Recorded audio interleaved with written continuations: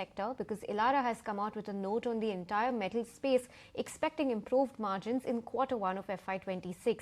Ashesha is joining us to tell us more details about this note. Ashesha. Well, yes, Elara has come out with a very interesting report on the metal sector where they say that steel prices did inch higher in the first quarter of FY26, because of which margins of steel companies are likely to benefit. But remember, this benefit is likely to be limited because steel prices have again started deteriorating ahead of monsoon. And obviously, in every year, in the second quarter of every financial year, usually steel prices are impacted because of monsoon season. Volumes are also impacted, but this time around, early onset of monsoon has already impacted steel prices.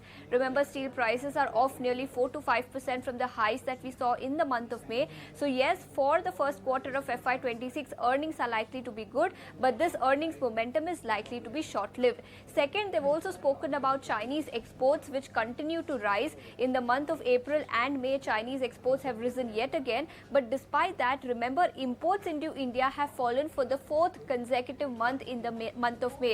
So this is another positive. And remember, India had imposed a safeguard duty of 12% on steel and steel products, because of which India is likely to benefit. Yes, Chinese exports have risen, but despite that, imports into India have fallen, and this is a positive. They've also spoken about non-ferrous metals, where aluminium, zinc, lead, copper prices have risen anywhere between 2 to 4% on a month-on-month basis in the month of May. So this is another positive. But for now, they are saying non-ferrous prices have risen, but steel prices have corrected from the recent highs that we saw in the month of May.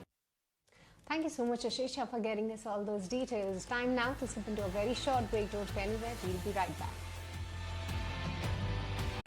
If you like this video, then like, share and subscribe to ET Now.